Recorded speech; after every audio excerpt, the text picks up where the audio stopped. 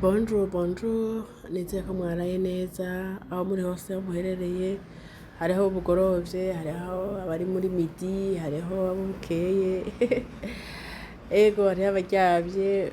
Nibaza ko umwe wese aja gukurikirana ino video aharonkera akanya, okay? Tugira twigire hamwe ukuntu umuntu ashobora kugira withdraw muri Royal Q, ukuntu ashobora kurotira amafaranga ari muri Royal Q. Si tukuba ari abandi bubaka timu, abandi batanga inkuru, bamwe bayagisha abandi. Nibaza yuko hari umuntu hava yumvira ngo mbara muri Royal Q turarotira, muri Royal Q turarotira, turakurayo amafaranga twaronse twahembwe. Royal Q na Binance bafitanye amasezerano, harimwo uburyohe bwo gukorerayo. Umuntu amenyekanishije gukoresha Royal Q muri trading araronka amahera na menshi. Marketing ya Royal Q imeze neza, nta yindi business nimwe online niwo maze gukora byo imeze kumwe. Izindi ya MLM yarafatiye kuri kuma produit supplémentaire ajyakoze ahingwe mu vyamwa. No kuvuga iyo bajya abantu ko barakora mashava ngo bashaka kuronka financial freedom, ngo iyo aryamye akiza amafaranga, ariko ni kubera ko abantu bariko barakora nka muri Royal Q sepaloka, naho butabikora ko bamaze gushaka kuri team partner ajya amafaranga yaronka akama yinjira imisi yose wowe aho utabaho. Ni kuvuga ari gukorana Royal Q na Binance bisumba ibindi byose ukorana navyo. Nuko rero turaronka amafaranga menshi muri Royal Q, bigatuma umuntu ashobora kuyarotira akayashira mu mutaha, akongereza umutahe muri Binance iwe canke muri Yobi yiwe, canke akayafungura, canke akayitiza, canke akayakoresha mu vyashatse byose gukora amafaranga yiwe. Okay, turabire rero hamwe uko umuntu ashobora kurotira. Ubwa mbere na mbere kugira rotire ikunde nuko ubufise aho ugomba uyashire, kukumva ugomba uyakure muri Royal Q, ugomba uyashire ahandi hantu. Aho handi hantu rero tuza kuba ufise adresse wallet yaho handi hantu, tanto ari muri Binance. Nk'akarorero dufate ngomba ndayarotire ndashire mu mutahe, canke ngomba ndayarotire ndayikoreko, byose birashoboka. Okay, nk'akarorero dukorere ngaha ngomba ndayarotire ndatware muri Binance, sivyo? Cinca muri Binance niho mbanza guhera, hajya ahantu ngomba kuyashira niho mpera, sivyo? Nkinja muri Binance. Okay, Binance sigwanje kweri. Okay, isi kwanje nk'akarorero kwanje narasohotse isi kwanje. Okay, reka tuyashire nko muri Yobi. Mubone ari kwanje. Tuyashire muri Yobi. Okay, canke OKX yose iyi OKX nini échangeur, kuko inzira ni imwe. Uca muri échangeur ahantu ugomba uyashire, ugatora adresse de dépôt ushirako amafaranga yawe. Okay, turindire OKX yuguruke, ugomba kuyashira nko muri OKX nk'akarorero, turindire OKX yuguruke. Okay, ugomba kuyashira muri OKX, mbanza kuba ndi ngaha muri actif no muri Binance, tuza kuri muri actif ngaha, canke asset, canke portefeuille, canke portfolio, ça dépend n'ururimi iyo telefone yawe birimwo. Hama amafaranga ngomba ndotire nkanzi yuko ari kuri spot no muri Binance ngaba ari kuri spot, no ngaba ari kuri spot, te kuri spot ntavako. Okay, shana ngaha muri actif. Okay, kuri actif urabona ko mbona rero aho nshobora kugira depose, aho nshobora kurotira, aho nshobora kugira transfer. Mugira transfer, ikintu transfer cyose ni transfer iri hagati y'ico kintu nyene. Nimba ari muri Royal Q, transfer ibiriho ni ukuvuga ubwo murotire amahera yo kuri Royal Q yasha muri Royal Q, sivyo? Royal Q kuri Royal Q nyone. Nimba umuntu ngomba ya muri Royal Q agomba guhera robo canke agomba magazi fees, ndashaka kumunukira ama USD mfise muri Royal Q. Mwico gihe nce ku transfer aba yampaye ID, ID ya Royal Q yiwe, nca muri ID yanje kaca ndamurungikira, sivyo? Hanyuma iyo ari échangeur, transfer yazo ni email, mba ngomba kurungikira umuntu nciye ndungikira OKX mu gice gishinca kuri email aba yampaye email yiyo niyo nshako ubu natubo duce ngaha kuri depo ko tudushira amahera ngaha nyene muri depo muri okay muri ngombe nzara mpera ngaha muri OKX nca muri OKX nyene no maza guhera ubwa mbere ntore adresse de depot okay nca ngaha muri depot okay nshenda depot okay murazi ko no muri Binance haba handitse ko deposit canke verse izo ni kirimi gitandukanye iva ni telefone ukakoresha ururimi rimwe okay Chinza ngaha kuri effectué un dépôt de crypto. No muri Binance usanga handitse ko urabona ko ari dépôt de crypto, urabona ko ari dépôt de crypto. Okay? Urabona ko ari dépôt de crypto. Okay?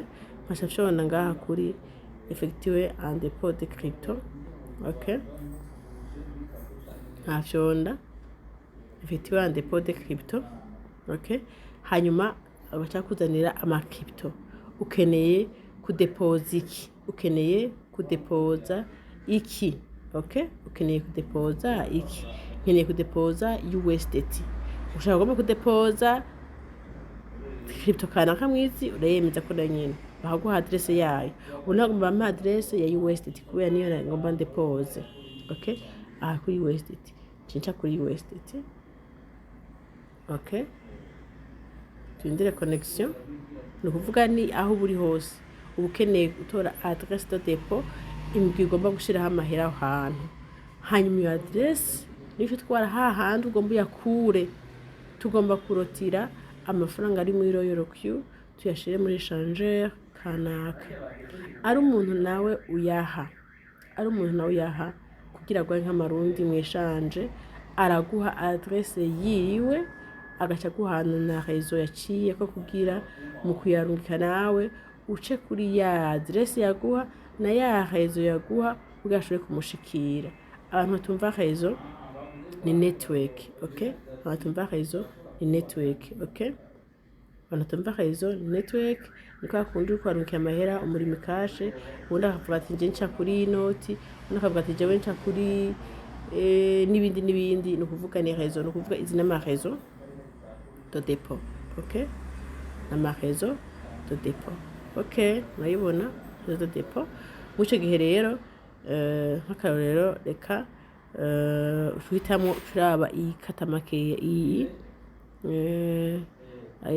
dépôt minimale okay make ashobora gushika okay ushaba mbega hariya muri Royal hari amariza ngahe muri Royal dufise 30 heures event dufise na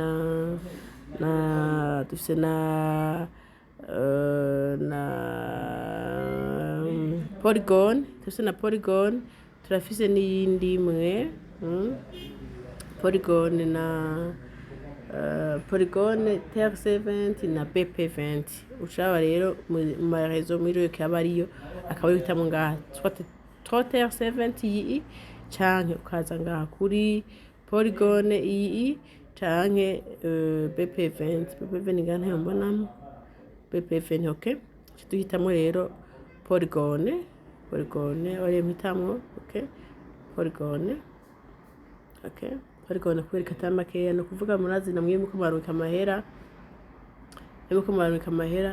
murazi yuko adresse de remplacement vos anciennes adresses ont été remplacées par une okay yengi rero Polygon okay Polygon ndayikopya uko okay ndayikopya okay baje kwikopya mubonye kenshi ama information we naya si byiza kwikorera katuce kuri réseau tuce kuri 30h70 okay tuce kuri 30h70 okay ndiko ndondera adresse de dépôt nico kimwe bya bindi byose okay katuguma kuri icyo twari kwaciye ko yari Polygon mpeje kwitora rero ncengenda muri hahandi ngomba kuyashira okay ngomba kuyakura muri Royal Q ngomba kuyakura muri Royal Q okay ngomba kuyakura muri Royal Q okay cyane muri Royal Q rero nkagirane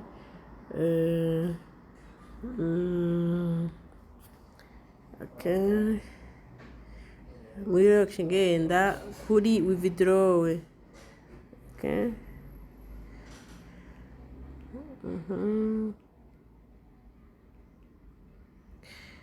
Okay. Muri Royal ngenda hagira withdraw. Okay. Royal ngina yashitsemwo atayizi Royal ni application. Okay. No kuvuga nimba ari umuntu yaguhaye adresse akiguhaye yaguhaye muri WhatsApp ucikopya ari hantu ugomba kuyadepoza ugenda aho hantu ukagira kuca kuri depose hanyuma ucugira nshiza ngaha rero kuri Royal nshiza ngaha hari amahera bikwa hehe amahera bitse ngaha muri asset. Okay, shina muri asset. Okay, peje muri asset nshiza ngaha kuri withdraw kubera ngombe ndungika amahera nciye kuri adresse de depot nca kuri withdraw. Ariko iyo nagomba kurungikira umuntu muri Royal ndacanga kuri transfer. Okay, ncanga rero kuri withdraw kubera ngomba kurutira amafaranga ari muri Royal ncanga kuri withdraw. Okay, ngomba kurutira nisunze crypto wallet no kuvuga ama wallet avuye ku ma crypto sivyo bazo twatoye wallet ya USDT uzana USDT nayo ni crypto ncanga kuri. Okay, twavutisemo network ya Polygon kirazira kweshanja guhindure nimba watoye Polygon kirazira guca kuri BP20 cyangwa TR7 amafaranga tatakara. Okay, mukabuzi yuko iroti amafaranga ava muri Royal kaja muri échangeur bagukata 2 USDT haja gushika adakwiye. Okay, cyangwa kuri Polygon hemeza kuko. Okay, cyangwa kuri Polygon baca bambwira ngo please enter address shamwe address amahaja kujako nimo ya konte iyo banki kanaka digital ngendanwa $1 amahaja gushikirako ushikora na ikopye yesu zikora ikopye singira kuri paste ya adresse ngende yisize kirazira kugira ni kuyandika ikopye kora hama ushiramwe ugomba kuruka amafaranga ngahe. Okay, 10 ukarero bivana nayo ugomba kuruka nawe hama ukacuparikura ukaza ukemeza ngaha kuri withdraw.